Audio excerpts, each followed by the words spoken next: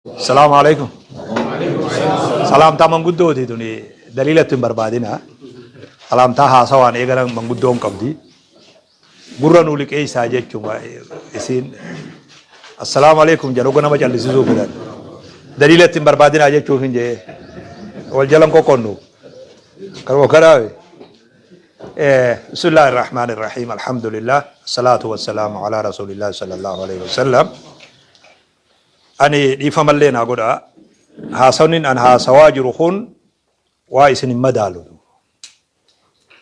وان اسم مدالو اسن رت هاسوا كان ينجر نبيخ لكن نبني وما إسا خيس جرو دبتا وما هاقو مدن دو تكا دبتا هاقو مهم نساد دبتا نبني وان هركاك أبو دربته صداتا انجامو جنفان ورموت يو وان هركاك أبو سن قبته ديسيته هما ملي وان هركاك أبو سيو دربته صد لوينان جامتو أكاس جاني جرا أنا أما وانو مكسيتين نان نيسا جرا أمو خيستي وانت نغيمو جرا أكا إمامة تقود أكا نما هاتي كاتوها قدتو واين نما مسلمة إسايات جرتو تقود أكا إمام من كينيا تهو فدن أكا سلا أم فدو أقومهم نتيجة إمامني مسجد خنا أكم تهو قبا جيچو وانو من قلبي خيستي فدو ساني ونين أما إسانين جاجرو جيچو إن شاء الله ولي قال لنا فكاتا همنا إمام خينيا وجي والنديم مسجد ما في جرورة يوت إيفتي إمامني مسجد جروساني رتي وردية إسلاماتي بكسانين إساتو ورديات أبتو جرا يو جهان إني جروسون تولتي توليني توكو توكو نمرة رفيتي ماتي جهي توليني ماتي بلا دبري أولا جهي أولا بيرا دبري مغالا بيرا دبري بيا غايا توليني دوبا واغري أججان غباغا بوسان توليني مو أججان انتاو دوبا تربيان أججان انتاو تربيان جلال إرد لغني قد سمالي غبار راغد أججان رابسوتي انتاو دوبا خانوري هركاكابو نوهي دوبا نمني جولوتا إسلاما جولي دمك عبد جولي روحي عبد جولي قرآن بيت جولي مبادئ إسلاما بيت جولي دين وفي بيت منا برنوتتي سنتي منا برنوتا برتي تدركا بكم سا أرغتي أمتا وفي أكا تجاجلتو يرون تاسسان يرو خمي يونو تجالر را جولي تنيرتي هجن جيچودا إلمان كوني إلمان أكي أما حواسني إلمو قدسا جرو حواسني نتي إمامتي تاني حال سابق نمو ياچي سابق مجان دلته قدته شهادة هذا في أبرا دغه سنونم نتي دركن جرو هادته رب جزاها خفلو في حرم وجه لو سفته شهادة سني حرم وجه هو سفته هنگا سنفدته تما قدته يوغا أما تربغه منا برنوتا أوليادي غيادي أچيادي مغلا خن ايغا في يادو مكو فدرغه خن هو كرامي فيتو غيادي فيتو أوليادي منا سنگي سنفوني جولي وجه أكتي جولين دمت مجاخيا في خيسان قفل لالنا إلمان ما مراسا لالنا حواسني خيني أكمي جرا إلمان جيچون بر إلمان وفي هور خنا خقوديدا قفامي بر إلمان أمتاتي بر ودون إلمو تكن كمن إلمو أمتا قدساتو ريان أما تديرا دوبا قيوم خيسان إلمو رقد ماليد إلمو قبو تكاسا موتي يتن دقيم نقافة سندو إلمو تنا خيسان قبو تكارب بنتن كتم لدو لأنه إلمو ويت أباتي ilmoon ta ummataati bar ilmoo tante ta abbaa qofaa rabbi isinirraan taasisin duuba bar ilmoon abbaa fi haadha qofaa hiikaan qabdu hizbi qotaraa janiini bar ijoollee guyyaa ummata lakkaawan qofa maqaan isaanii katabamu ijoollee akkasii bar waa hiikaan qabdu baabaa kiyya ijoollee namni horu ummataaf ati waamina qofa qabda guddisuu qofaatteet ilmoon ammoo ta ummataati ilmoon ta oromiyaa ta Itoophiyaa ta Afrikaan diinii fi duniyaaf itti haajamtu jechuudha أكي أما جولين تينيا جولين إسلاما اتقودتا جرتخون أدو ديگري مي وان دچر جرو اللي فتئ مجان كون إسلام مفبوعة تكبوسوني دندا بكا فده يو أركتهو خوني وان نتي أكا مغالت أكا نمد أمفتيمي أكا مغالات جرو خيست اتياني جولي كسي تلچوك أمدو نما محادرة رتي دوري خيسا قد دفنيتو مغالات كتي كانتيبات يدو مي وما تكشي وتكيسني ماذا akkuma manaa fi isin wajjin jirru kanatti waan silaa waa bulchu ja'an jalarraa ilaa gubbatti akkanuma wajji jirra hunoo akkuma hati darasaa fi sheekadu. Ani waraqaa takkatti haajame Harariin ture. Hararirraa inni as deema. Hararii fi dirree waan garaagarummaa qabdi. Lafti isiidhaa. Namtichi sun waraqaa akkanaatiin haajama jennaan baasee makiinaa isaa ofii oofatee kiiloomeetira 40 deemee kararratti naanna'ee eegee dhaabbatee jiru.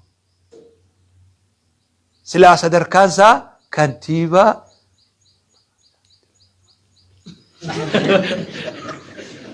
ni rifadhe achittiin ijoolleen si ergaa naan jee hoggaa dhufu isuman argitu ni rifadhe akkamii akkana goote yoon akkanan godhin akkamiin godhaa'u naan jee. Akkamitti tolfata namni ufiif tola. Akkanuma teenyee waa komanna umrii akkanuma komanna nuti komatiin suma qofa aalama komii qofa taane komii keessaa bahuu qabna yaa akhi. Ijoollee amata 10 booda magaalaa Adaamaa bulchitu ta masgiida keenyaa baate ta'uu qabditu. Fagoo isinitti fakkaatiin kun sirriin iccitii bahan sodaadhe malee wanni liif deemaa jira wanni kuni kana wakaraame akkasi beekaa jiddumatti oduu. Bakki namni afaan Oromoo duniyarraa jiru isinii wajji jirti amma wama xiqqishoota laandu.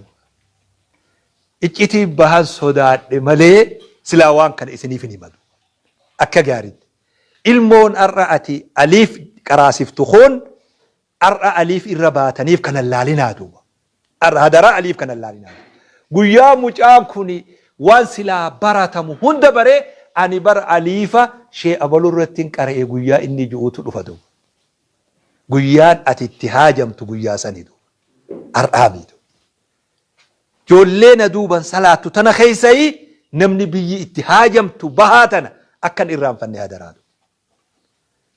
Kuni tokko khabiroo cimaa wanni qaceluu isinii dhaamu akka nuti wal fakkaanna ni beeytanii mi wal fakkaanna bara hojii takka hojjanna namni illee waliin nu yaama kanuma kiraami walitti hogga haqaaran maqaan maal jaama sheekkotii jaallu sheekkotuma jaallu wanni hojjannu hojiin teenya hojii takka maqallee tollullee bannullee maqallee wajjiin qabnaa kanuma kiraami. Waa isinii dhaamu akka nama obboleessaa tokkotti waa isinii dhaama khaasiyyaa teessanitti duu. Akkam jedhan tajribaa muuxannoo waan arge isinii himatu. Hadaraa ilmaan keessan keessatti akkam fashalle daa'iin duu. Imaamni daa'iin ilmoo isarratti akkam fashalle. Maaltu isa dagaa namni waan namaa hojjetu namni nama tajaajilu. Waan namaatiif deemu kanamaaf ifaaju mana isaa quban qabu. Beeki inni hamaa ta'eetiimi hujumaatu akkanatu. Faanusaa fi maashoon uf jalan ibsan jedhan. Maashoo dursun ni beeytanii faanusaa fi maashoo durta kan beeytanii jiran. Jarri sun bar isa jala yoo dhokate taa'uu dandeessa qaamumaa si guddaa ta'e malee jala satti bahuu dandeessaa beeku. Faanusaa fi maashoon uf jalan ibsan jedhan achi ibsan. Irra hedduun sheekota waa qaraasisuu nama da'awaa godhuu ha namni ganda keessaa nu komataa jiru waa dadhabbii teenya qofaa mi beek odoo waan ummataa naannisnuu teenya irraanfanne.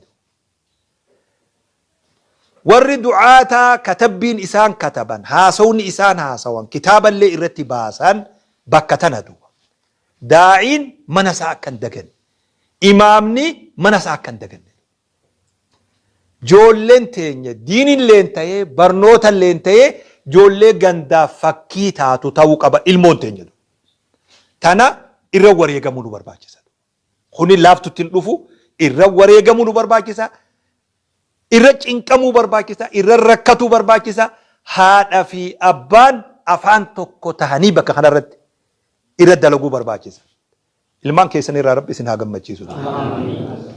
Laaffisni waan isin hin jeeqan. Dhaamsan isinii dhaamu kana laaffisni dhaamsa obboleessa guddaa obboleessa xiqqaati dhaamsan isinii dhaamatu. Waan umritti namni natti karaakkaruu fedhe asaa ba'uun nama garii immoo argaatiin jira nutti illee asin bayinaa ammoo irra hedduusaa namni natti karaakkaruu akka hin jirre arge san isinii dhaama obboleessa guddaa obboleessa xiqqaaf dhaamu. Dubras tahee dhiiras tahee hadaraa ilmoorratti kan fashalle. Ija takka laalee ilmoo irratti wareegama haa kafallu. ilmoon teenya ilmoo diini fi duniyaa wajji beeytu haa taatu.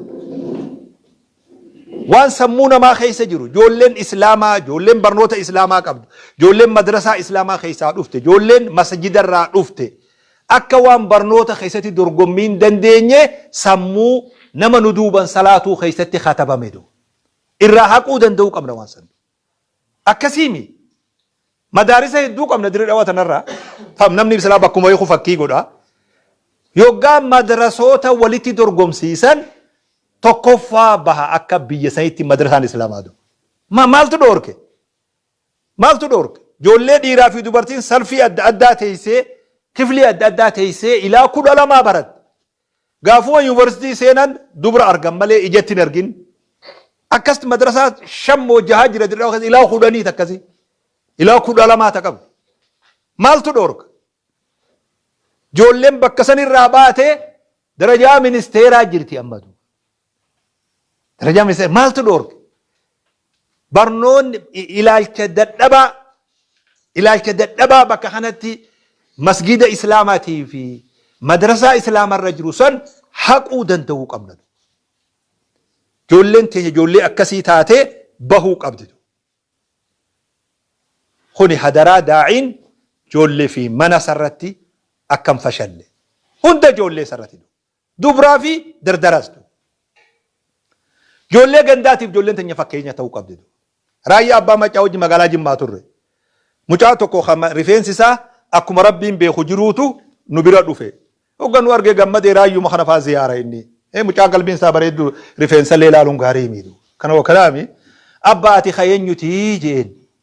Kha sheekh abaluutii je. Sheekh abaluu gala raayyaan ni beeka.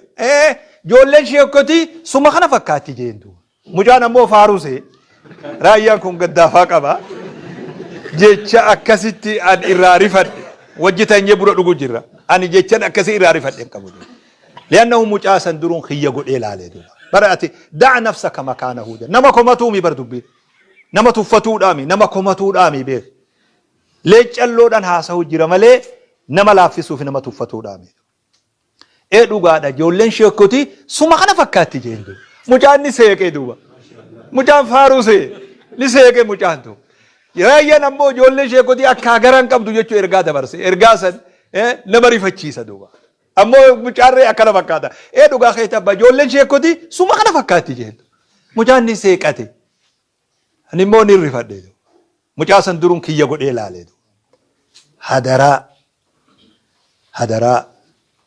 Ani waan dhaammachaa jira. Nin kofla isiniif fakkaata malee wahin dhaammatu jira. Yaa imaamman keenya hadaraa ilmurratti hin fashalinaa. Hadaraa ilmurratti hin fashalinaa. Wareegama barbaachisu haadha manaa wajjin ilmurra wareegama kafalaatu. Nama iccitii baase. Nama yoo Sheekh Abdul Qaadir Fatoo Allah yarhamu. Abdul Qaadir Fatoo numa beeytanii isin biyyatee sana beekun ni mala. Ani immoo majlisumarra walitti dhufne. Sheekhan hedduu kabajurraa Rabbi rahmata isaanii haa godhu. Ijoollee isaanillee Abdul Ahmad Muqaddim wajjin ture wanni Norway wanni Kanaadaa Kalgaarii. Ajabaadha Rabbi isa haa guddisee barakaa isa haa godhu. Guyyaa tokko Ingiliizi dhaqanii muhaadaraaf namni darreen waanuma ufii dalagee himaa ja'an akka makamaa isatti duuba. Waan akkasii sodaadhe malee silaa muuxannoo wayillee isinii himuunumaan fedhe ammoo himuun fedhu san duuba. Sun abiruma dabarru. Akka gabaabatti immoo ijoollee irratti xiyyeeffadhaa. Hadara ijoollee bakka kanatti wareegama isinirraa barbaachisu kafalaatu. Rabbillee kadhadhaa xariiqaa ambiyootaatu kana itti waywaadhaa akka Rabbiin ilmoo ayaa qabdu ilmoo teenya taasisu Rabbillee nu godhaa. Jiddumattu waa lama isinit dhaamatu. Wayi afaan na dhufe ijoollonni keenya biyya Su'uuditti qara'aa jiran jaami'aa Islaamatti ijoollee tiyyallee dabalatee namni baazaboora Itoophiyaa qabu biyya teenyan seenin Su'uudiin sababaa jechuutiin ijoolleen teenya hedduun taburu heegere abdannu barnoota irraa haftee jirti du'aayin isin bira duuba. Ijoollee baay'een lakkoofsa baay'een lakkaa'amtu. Anillee ilmaaniin keessaa qaba. Anallee du'aayin haa godha hedduu na yaachisee jira duuba. sababuma dhukkuba kanaa jedhanii biyya teenya qofaami biyya jaha mootor balakkaawanii ka Turkii fi Dubaayii fi biyyoonni kun hundi keessa jiru ijoollee islaamaa yoo xiqqaate 6,700 ol taatu alatti haftee jirti barnoota irraa amma. Barnoonni eegalame amma torbaan tokko gahe. Kuni bakka rabbi isin jiraachisitti minbara irra jira heerri nuti fashalli keenya ilmaan yoo xiqqaate Itoophiyaa kana ijoollee 50 ol yoo xiqqaate hangas takkaa jira ijoolleen tun. Ijoollee tana dhabuu jechuun khasaaraa teenya ta amata 10 fi amata 5 as deemuti du. Kuni du'aayii teenya haa ta'u minbara jirtaniitti. Talamaanii ijoollota keenya kamana hidhaa Suuditti bilchaataa jiru san. Ijoollonni sun du'aayii teenya keessa jiraachuu qabatu. Ijoollee sun du'aayii teenya